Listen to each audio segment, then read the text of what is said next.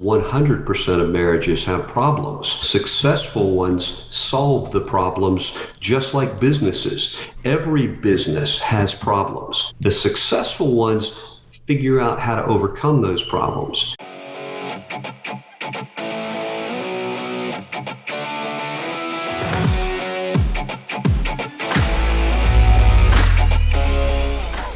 What's shaking? This is Rick Jordan. Welcome back to All In.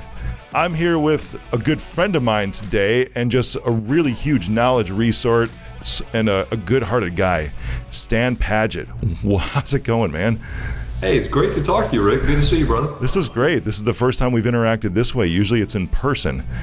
I know. This is exciting. We've shared a good many steaks together around a nice dinner table, and we've shared some steaks and some stages. It's been fun. I know. It has been a lot of fun.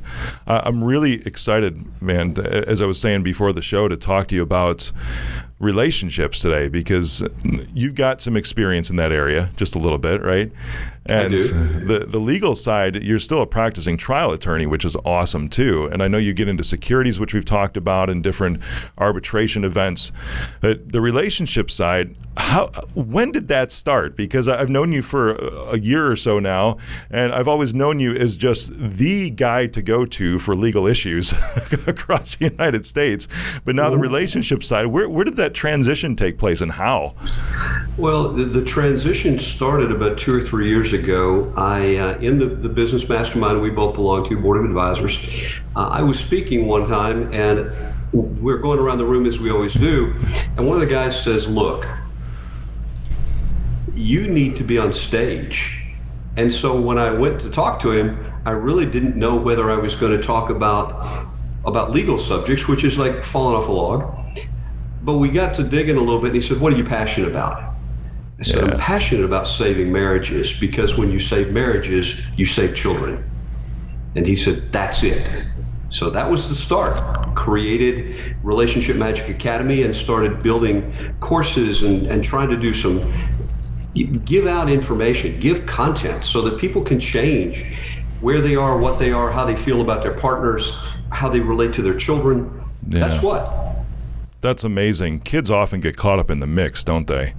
That's the sad kids part. end up being poker chips or weapons, and it's sad. It hurts them every time, doesn't matter how. Wow. Have you ever seen a good situation, because you hear about these, uncontested divorces that are around, is that just a thing for the movies pretty much, or is that something that actually can happen?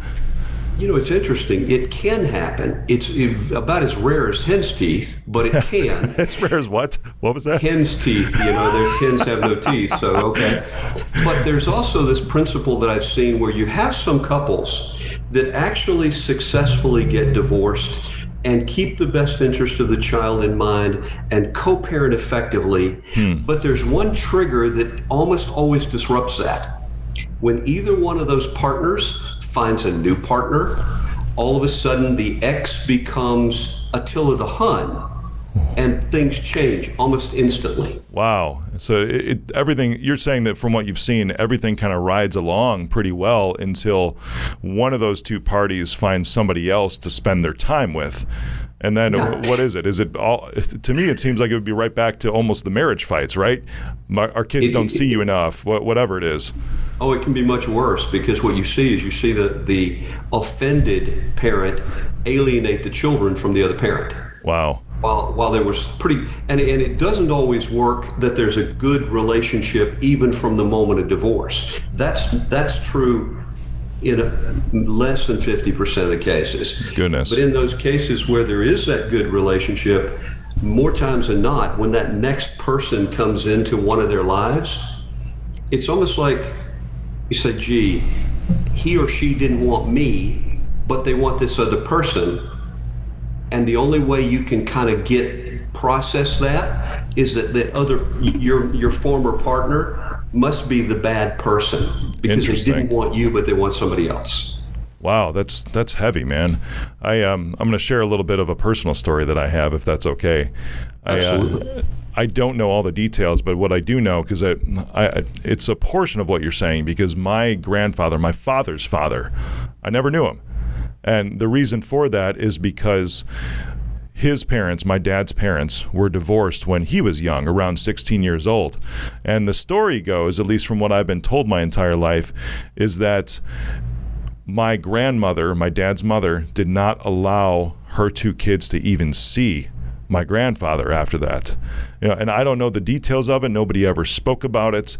But all I know is that that was something that really just gut-wrenched my dad, because I remember when I was maybe 13 years old, somewhere around there, old enough to understand what was going on, that my dad, he just started bawling, crying, just randomly in the middle of the day. And Dad, what's going on? And he told me that he had been trying to reconnect with his dad over the past year and a half, tracked down where he was, and found out that he passed away just about 3 months prior.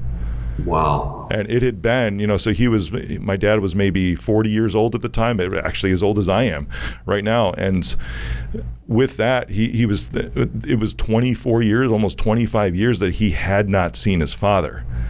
And man, just seeing him go through that, from a scenario that you're describing right here, it really just rings true, because I've seen the other side of that, being a grandchild and seeing the aftermath of something like that. My grandmother, she was an interesting woman, and she sort of softened in her older years. Regret starts to creep in when you get up into your 70s and 80s, and started being really kind. But I was always like the golden grandchild too, like I could do no wrong. And I was always the one who spent the night over at her place, and she treated me way better than she even did my own father, who was her own son. It was just an interesting scenario. Now, I don't know the details surrounding the divorce because nobody would talk about it, but I saw the aftermath firsthand. It's not a pretty picture, man. Well, it isn't. And what that really teaches you, there's a great principle in that, Rick, is don't accept the family story. Find out for yourself. I had a client call me about 3 weeks ago, total shot out of the dark.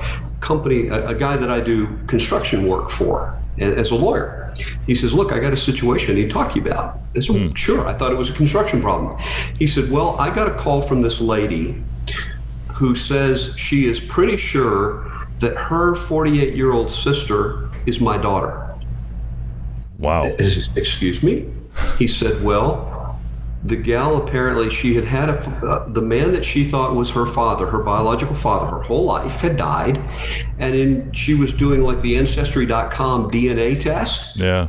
And it showed she wasn't related to him, that she was related to this other family.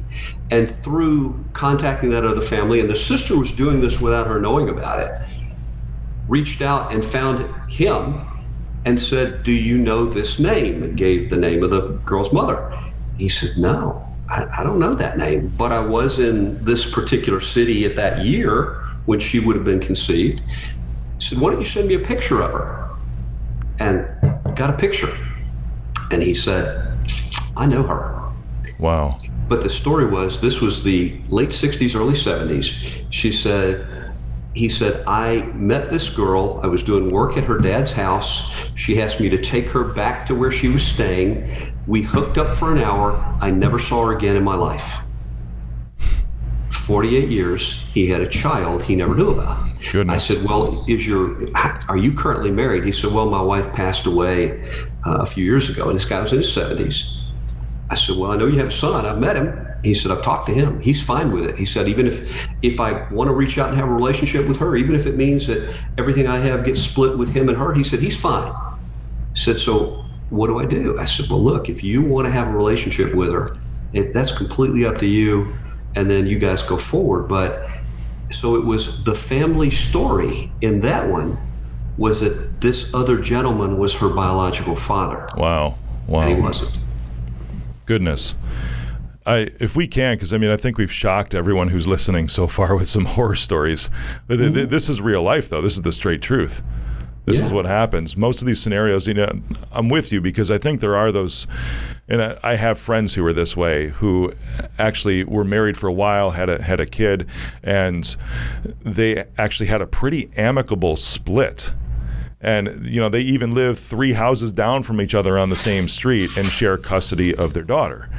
And I think about this now, but they haven't gotten to that point yet, what you're saying, to where there's another new person in the mix now. for either of them. And it's been 3 or 4 years that they've been like this so far, and everything's been great, hunky-dory for the whole time through. So far. Now I'm starting to play this out in my head, what might happen when somebody else comes into the mix a little later on in life, and it depends. I think the little girl's 6 now. It depends on when that happens, I'm sure, how much damage and everything that happens with the child. But is it rougher on younger kids or older kids, do you think? Or is there like a sweet spot to make it the best possible scenario for the children? I think it's probably tougher on older children because how do you, and the blended family is almost the standard in the country now because so big a percentage of first marriages fail and even higher percentage of second marriages. But one of the primary reasons for that is we have my kids, your kids, sometimes our kids. We have different standards. We have exes with different standards in their houses. How do you enforce a consistent set of standards over all the houses, all the kids? It's very, very hard to do. But I think teenagers are more difficult because they feel like they're adults. I mean, when I was 15 or 16, I thought I knew everything. I feel you. Yep. When I was 18, I realized I didn't know anything at 16, but I was sure I knew everything then. And by the time I was about 25, I realized I didn't know jack. And I've kind of gone along that path for the last 25, 35 years. So. I feel you. That's funny, man. I look at my kids now. My oldest two, they're twins and they're 13. And, I think they're extremely good kids, man. I mean, they've got strong wills, which is awesome because they can handle themselves. I could bring them to board of advisors and they could have conversations with a Kevin Harrington there with no problem. I've brought my son to hang out with Naveen Jain and Dave Asprey, and he can have conversations with billionaires without an issue. They're really, really good kids. But to your point, and it's interesting because I watched the difference in how they look at the different types of parents. For my wife, my daughter takes more of what my wife says, as the mother, and my son will fight my wife a little bit more than he will me when we try to instill value and knowledge into their lives. So if the mom says it to the son, I've noticed this, and I would assume this takes place too, or has some impact on a split at some point in time too, as far as which parents that the child might resonate with a little more, especially when they're older, teenagers like you're talking about. I'm just spitballing. I don't know. I'm not an expert, but I'm hearing what you're saying and I'm extrapolating right now to see how something like this could go, because I see my son more aligned with me. And if my wife tells him one thing, I could say the same exact thing in the same exact way and he'll listen to me before he will her. There's an interesting principle that I've seen in working with children and youth through scouting, through church, through working with their parents, that there comes a point in every child's development, some early teenage years or somewhere around there, where they develop a literal force field. That every time mom or dad opens their mouth, it goes, whoa, and nothing gets through. But the interesting part of that is, if you have good adult friends who have the same standards and values that you do, they can say the same words to your child, son or daughter, that you would say, and they would hear nothing because of the force field. Sure. Because you're dad, and it gets through. It's just a very interesting, it's the principle that someone else, some other figure that you've imbued with a little bit of authority by your approval, by your friendship with them, but they don't have the disability of being mom or dad, because to become adults, to become functioning adults, they have to create independence, distance from you. They don't have to create distance from somebody else. It already exists organically. That's incredible. Just a communication issue. For sure. And that probably rings true too, because if we're talking about relationship troubles at some points, the husband and the wife, the principle of that familiarity probably still rings true, because I'm sure there's things that I could say to my wife or she could say to me that I will never, ever listen to, because I think we would have those force fields too. But if it's some outside party like a counselor or a spiritual figurehead, something like that, that says the same identical thing, now it's like, well, sometimes I'm sure my wife feels this way. I've been telling you the same thing for 5 years, and now it rings true to you because somebody else told you.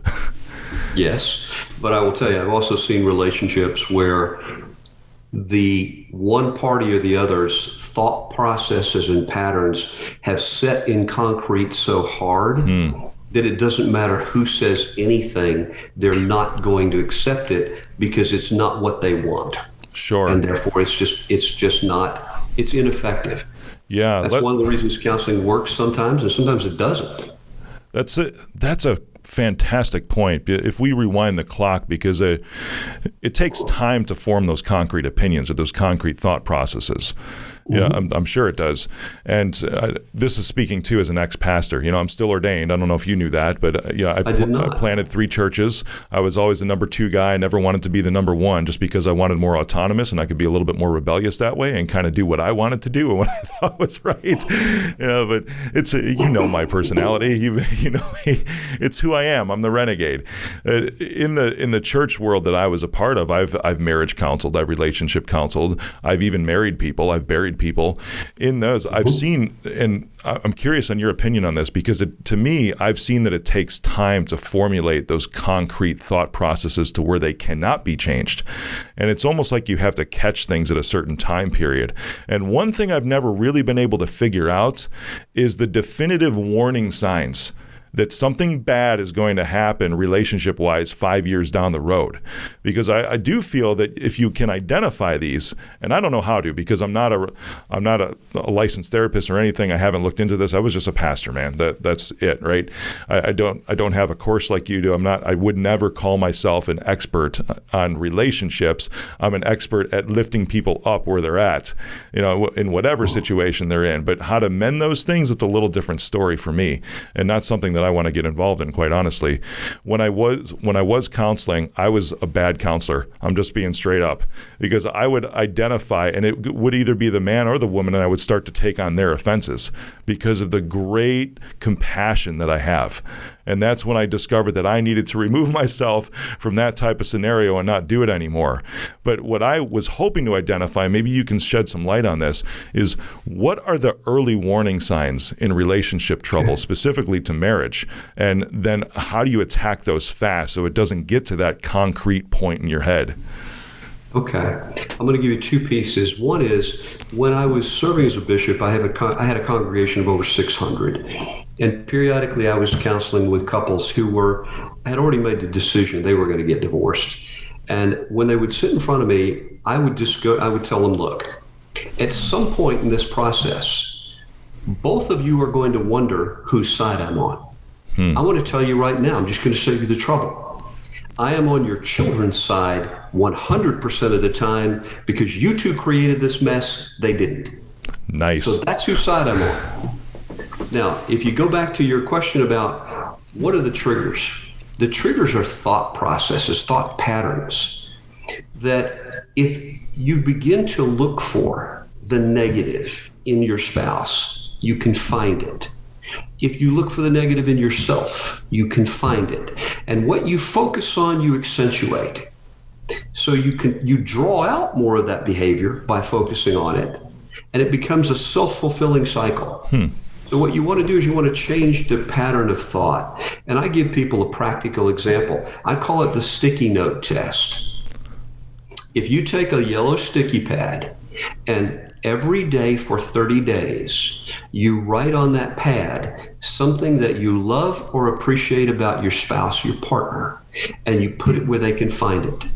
And it has to be different every day for 30 days. At the end of that 30 days, you will feel different about your partner. You will see them differently, and they will behave differently, because people tend to live up or down to your expectations. Interesting.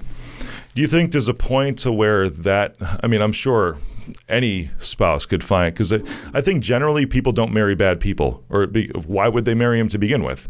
Well, it's not bad people, but people marry people with whom they are never going to be compatible long term. There we go. Yeah. So that's what I'm thinking, is even if you find 30 things, and maybe I'm playing devil's advocate, I don't know, because I saw, and this was another thing, right, that wasn't so compatible when I was pastoring, is that I saw the same exact thing you just said, is that some people were just never never compatible, and you're not allowed to really tell somebody, hey, go get a divorce, because it's not true. There's some areas to where they don't feel it's biblical. I do in some scenarios, just my personal beliefs, because I've studied in my own ways too, and I see some scenarios, especially if it comes to abuse, whether it's physical, Yes. whether it's verbal, whether it's mental, emotional, any kind of abuse whatsoever.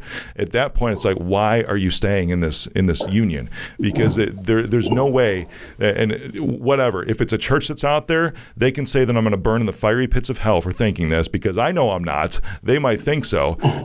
God never wants anybody to be put through something like that. There is no chivalry or anything like that, no selflessness in having to suffer through those things for any long period of time. Now, still, I think that no matter what, because generally speaking, they may not be compatible, but they're probably not a bad person, because I don't believe anybody is truly born a bad person. It's another belief that I hold. And you may disagree I'll with tell me. you, given some of the things I've seen in the law, I will tell you, I don't agree with that. I think it's almost universally true, but not completely. I would jump on board with you for that, for sure. Maybe I'm a little bit more of an optimist, but let's just say, for the sake of argument, the Post-it note test, I love that. I do. I want to jump into that myself, just because it would be fun to do. And I know that probably most marriages would be able to find 30 great things to say about their spouse, their partner. Now, at the same time, I think that, or would you agree with the statement? Maybe, I don't know. Could you still not be compatible even though you can find 30 good things? Yeah, you can. Because, in fact, I wrote a book called Unveiled, Secrets to a Marriage That Lasts Forever. And one of the things I talk about is, guys, before you say I do, there are questions you need to ask. And many of those questions surround 4 primary topics: sex, money, children, and religion. If you are fundamentally incompatible on any of those 4, and I'm not talking about I like this, you like that. Yeah, I'm talking about core value. So, for example, if a woman says, I will never be fulfilled as a woman, as a human being, unless I have children, and you have a wonderful man who says, at my core, I will never bring children into this horrible world. I don't care how many wonderful characteristics the two of them each have. Yeah. Or how many common interests they have. At their core, they are fundamentally incompatible, because to remain together, one of them has to give up who they are as a human being, and it won't work. It will be the cycle of resentment, distance, rejection. It won't work long term. So why not ask those questions before you say I do, and let's make sure that you are compatible on the core values. Because all the rest you can work out. Absolutely. Yeah. Now, is that any particular order? I'm curious, because you said sex, money, children, and religion. Is that really good? Because I'm just throwing it out there, because where does the human mind go? I understand where our hearts and emotions go, but where does the human mind go? Because our carnal nature. Where the human mind goes probably depends on whether you're male or female. Oh, hey, now. Yeah, I like that. That makes sense. But the reality is the children are an issue. And particularly when you're talking about a second marriage. Yeah. All of those things that we talked about earlier, what are the standards going to be in our household? How are we going to enforce discipline? Are we both going to be able to discipline all of the children? Because that's a fundamental problem. Yeah. If you have one partner or the other who says, these are not your children, you are never going to be able to discipline those children, stop. Don't go to the altar. Just go find somebody else. You're wasting your time. This isn't going to work. Interesting, man. So the warning signs that we're talking about, let's say we're compatible, or I say we're, but that's not what I mean. Let's say that whoever it is compatible, and they go to the altar, they say I do, because I see this in friends, I see this in family members. My sister is actually going through a divorce right now, and I see exactly what you're saying, in that there really was no compatibility to begin with. But there's what's the percentage? I don't even know, of marriages that have problems, if you want to call them problems. It's probably a lot, because it's things you just have to work through. And usually, from what I've seen too in the world that I came from, it was baggage that you took in. Relationship baggage with your childhood, with a previous relationship that you may have had. You might not have been married before, that's okay, but you just brought that baggage in and never really dealt with it before going down to that altar. Look, Rick, my view is 100% of marriages have problems. Yeah. Successful ones solve the problems, just like businesses. Every business has problems. Getting customers, retaining customers, getting products, delivering services. The successful ones figure out how to overcome those problems. You really just have to say, where am I going to go with this relationship? And what's my level of commitment to it on the front end? We've almost become a disposable society. If I don't like this marriage, I'll just change it. It's like changing the channel with your clicker, except it's not. Your comment about baggage is dead on. If you look at the statistics on the number of young women who have been sexually abused at some point during their lives, the statistics say 4 in 10. My own experience as a bishop says 5 or 6 in 10. And talking to women of various ages, they say that 5 or 6 is wrong. It's 95 to 100%. Yeah. So here's what that means for your sons. If you have sons, Rick, here's what it means for every man. The odds are very, very high that any woman you are looking at forming a lasting relationship with has at one point or another experienced sexual abuse. Goodness. So what does that mean in terms of her ability to form a lasting, loving relationship with you? It means love is based on trust and respect. Yeah.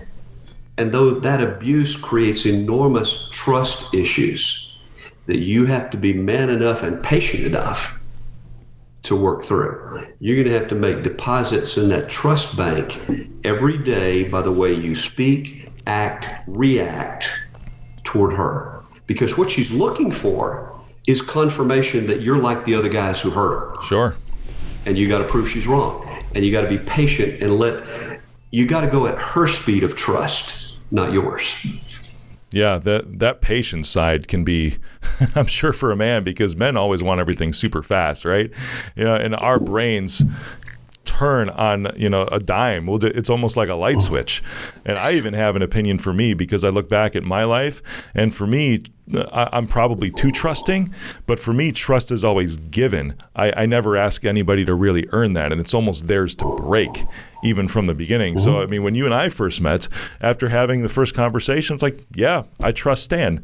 And then from that point on, it's like, well, will there be a point, and I don't ever think this way, I don't, because until it actually happens, will there be a point to where that trust will be broken? And then some of that is earned back.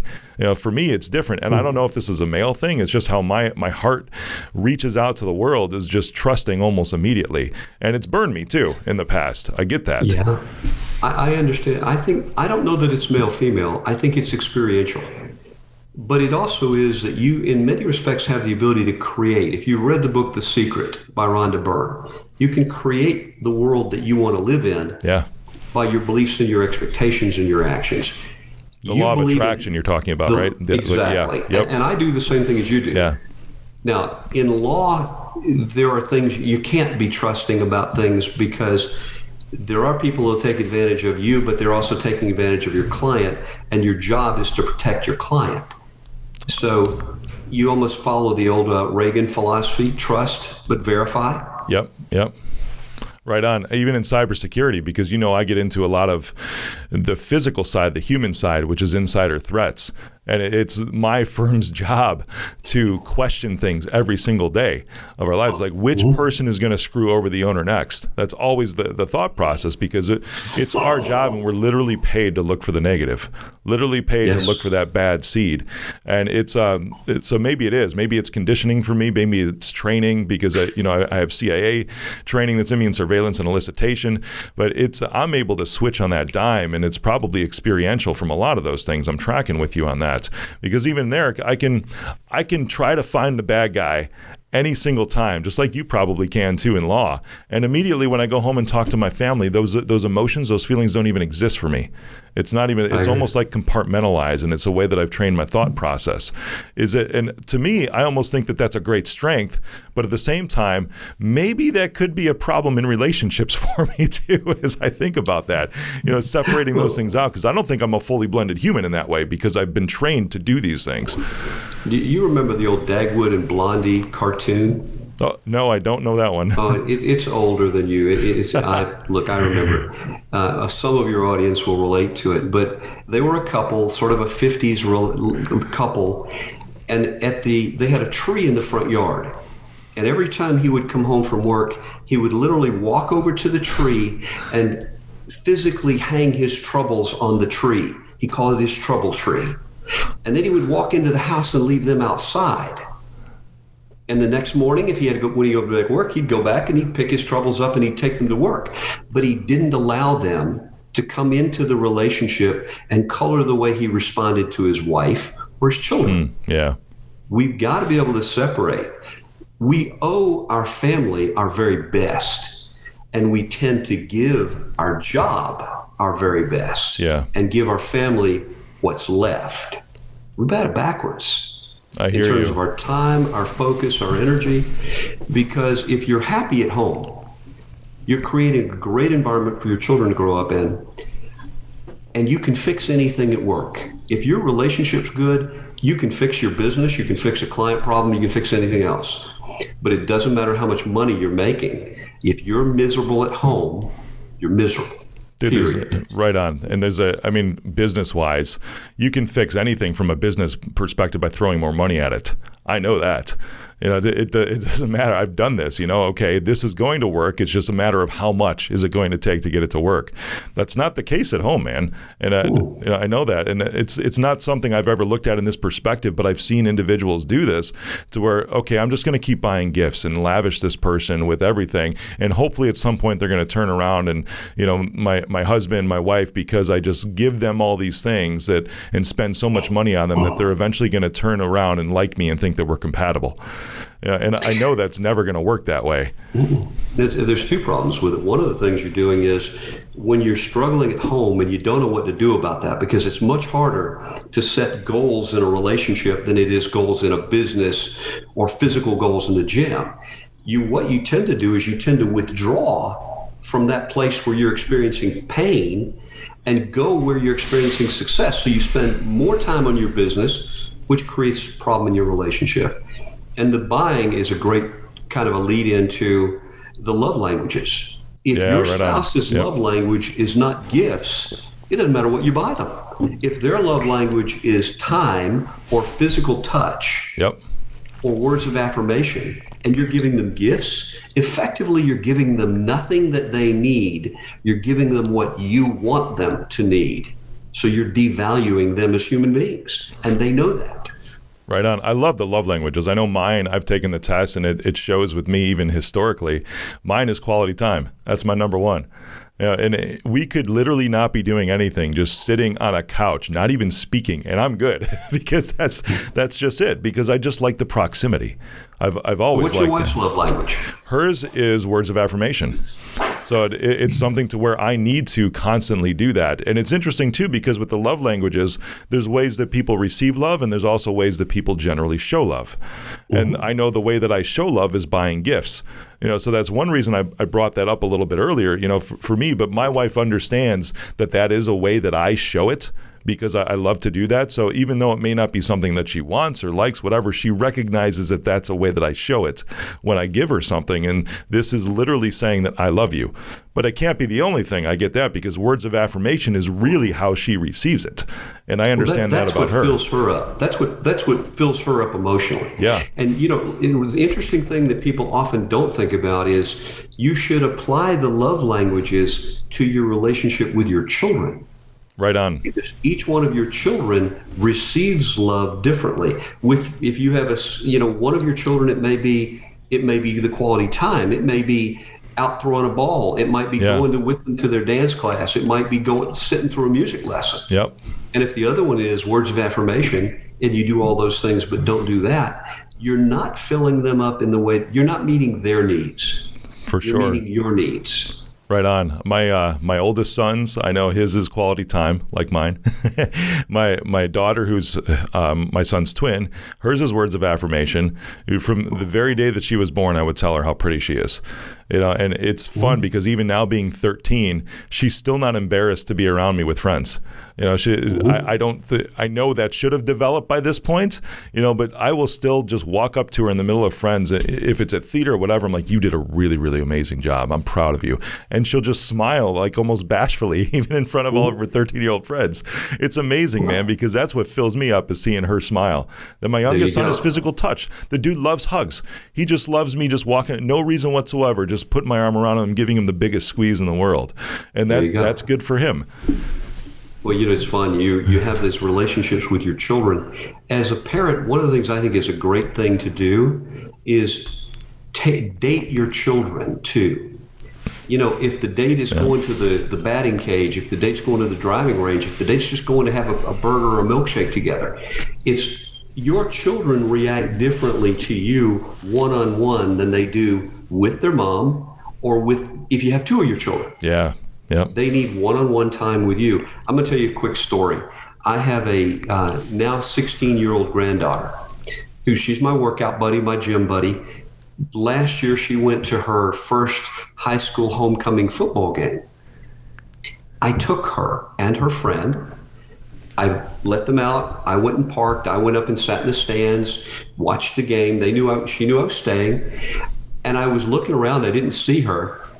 I realized afterwards she had picked a spot on the fence to sit that was almost directly in front of me, so she could see me. And when the game was over, I walked up to her. There's 3 or 4 boys around her and her girlfriend, and I just said, "Ladies, you ready to go?" And it was like watching the Red Sea part. The guys just moved, and she came up and just wrapped her arms around me and said, "Hi, Papa, let's go home." That was just a cool thing, to have. And children so need that, and especially girls, they so need a relationship with a safe male figure. That's awesome, man. I take all my kids out ever since. I mean, I've never had a kid that's been alone. I've had twins ever since my twins were born. And even since then, even when I started when they were 1 month old, man, just taking them out individually, just taking them with me. Because it's so fun seeing them interact with each other and how different they are when they're by themselves with me or with their mom. It's amazing, man, because a lot of different portions of their personality start to shine because it's a different interaction. It just fills me up, man. I'm glad we've gone the way because like I said, we hit people hard when we started with a lot of gloom and doom, and I think we kind of drew the line in the sand too by talking about that compatibility, and that's something that I think if these can be talked out, because you're talking really, if I call them pillars in the book that you, or points, whatever you want to call it, sex, money, children, and religion, those 4 things are probably the most important things to talk about before you walk down to the aisle. I'm with you on that. Let's say you get involved with that, even those might be somewhat compatible. There's things that you uncover as you go through a marriage too, that you might not have known about your spouse to begin with. And at some point in time, too, there will be one spouse or partner that is stronger emotionally than the other one, or in a better place, just whatever, spiritually, emotionally, physically, whatever it is, than the other one. How do you get through that? How can relationships overcome it when one partner is stronger at that moment in time? For me, that's a constant. One partner is always stronger than the other one, depending on what's going on in other areas of their life. The best part of a long-term relationship is knowing that your partner's there and you're going to be able to rely on them when you need it. I mean, I met my wife, I was 17. I had just turned 17. She turned 16 about a week before that, and before I met her. And 3 months later, we were engaged. So she was 3 months after being 16 years old. I was about 4 months after being 17. Wow. In July, we celebrated 44 years. And it's work. It wasn't always easy. It wasn't a bed of roses the whole time. I'm no picnic. I get that. I way outkicked my coverage and I just held on tight. That was my deal. That was the deal. But when you really look at it, it comes back to that commitment issue. Yeah. When you got the basic compatibility, when there is no abuse, when there is no serial infidelity, can you make a marriage great? The answer is yes, if you're willing to work at it. 90% of success in life is showing up. It means showing up in your relationship. That means you're not on the TV, you're not out in the yard, you're not on Pinterest, you're not on Facebook, you're not watching ESPN. It's showing up for your partner, being there, and letting them say, I had a good day, I had a bad day, I don't need. Here's my sort of tip of the day for guys. You can win by shutting up and listening. You don't have to fix them. They're not broken.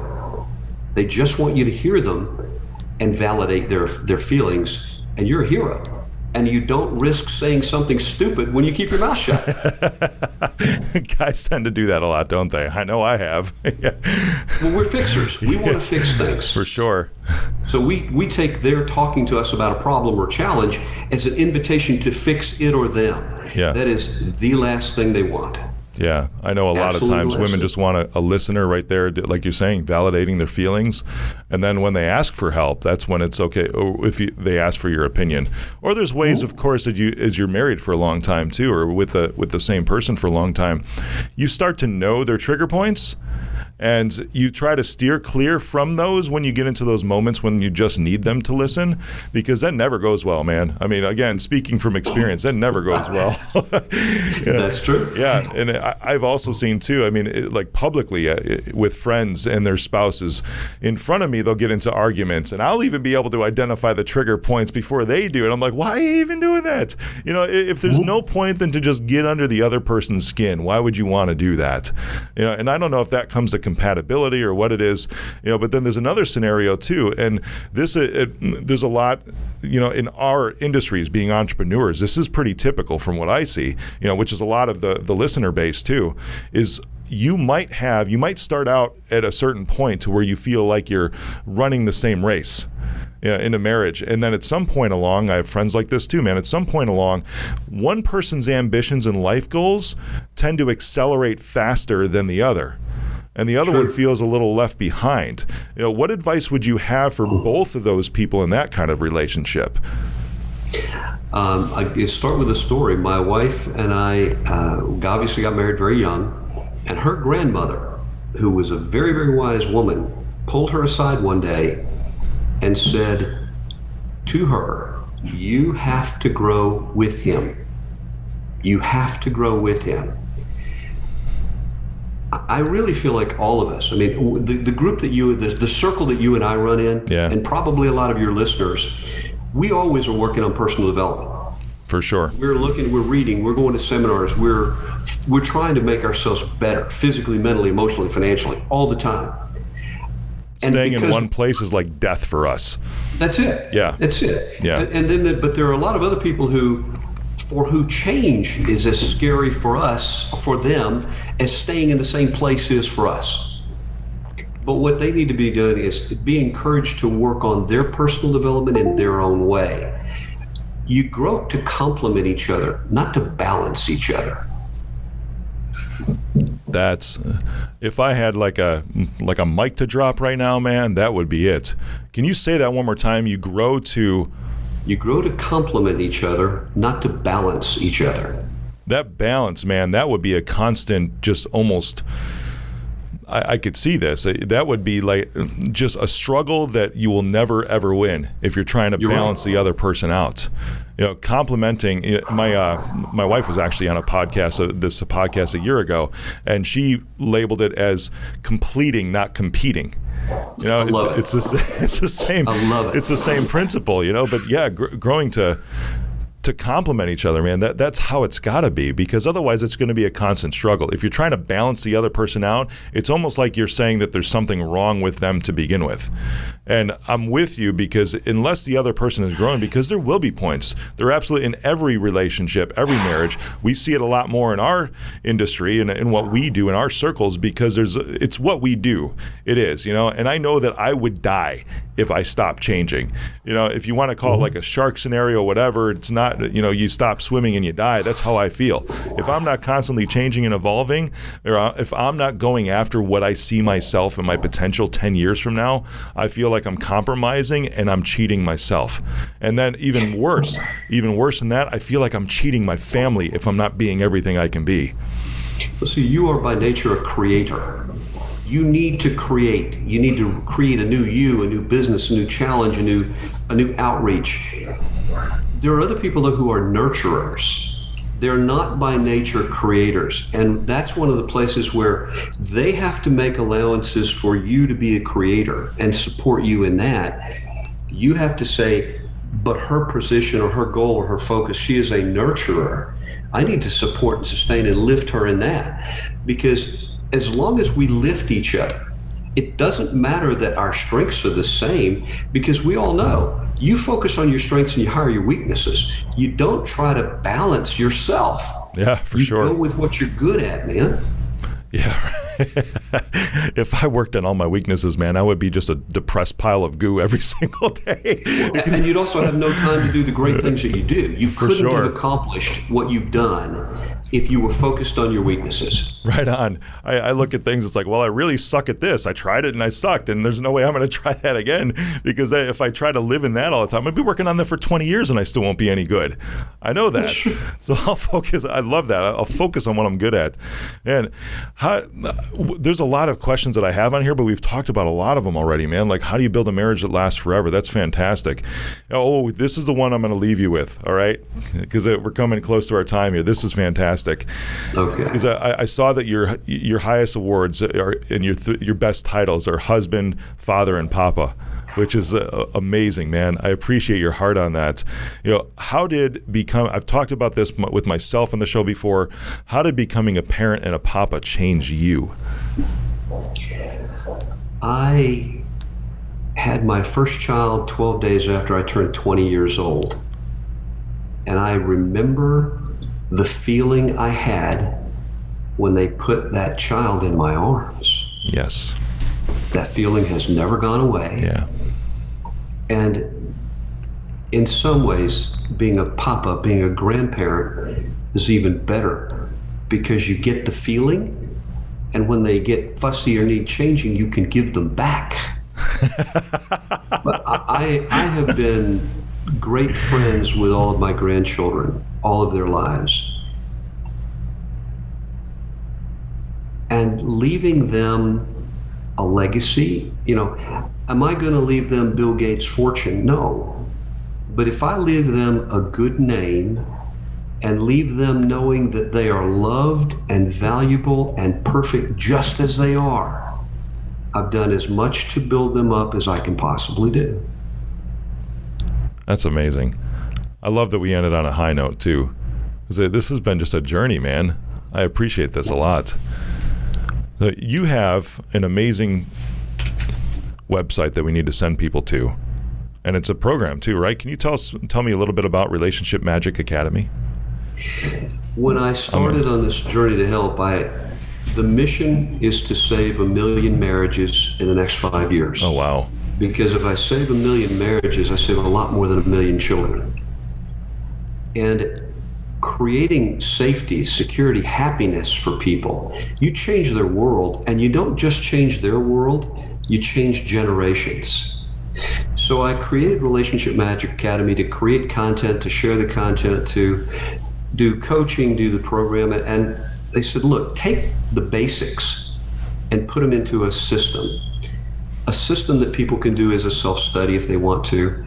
And I did. So it's called the Diamond Relationship Formula, because diamonds are forever and marriages should be too.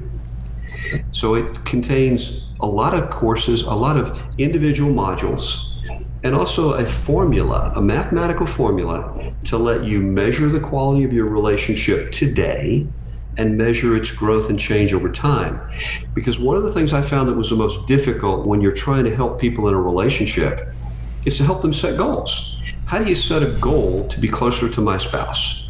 How do you measure that? Goal is got to be objective and measurable. How do you do that? So I was working on the course, and Mark Ensign, who was a BA member, said, well, can you put that into a formula? And my initial reaction was no. It's ephemeral. But I said, he planted the seed, and I started to think about it, and I thought, there is a formula.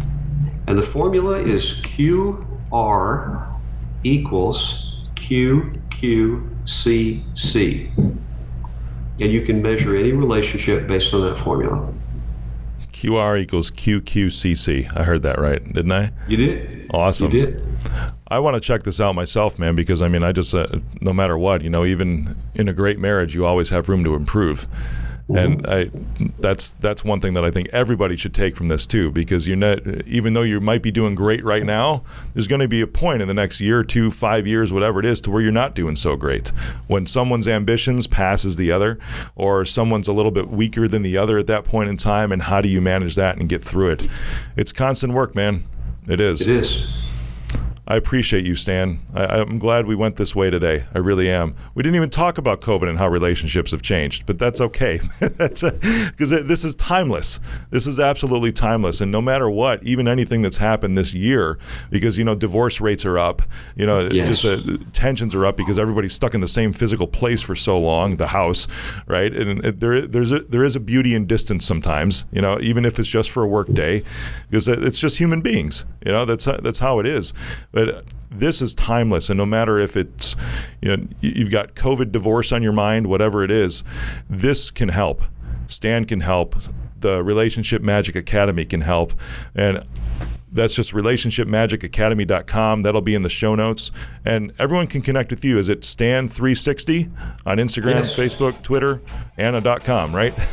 Yep. Stan360.com. You can find all of my legal and relationship social media. Nice. That's awesome. Stan, thanks for being on today, my man. I really appreciate you. Thanks for the opportunity, Rick. It's a pleasure.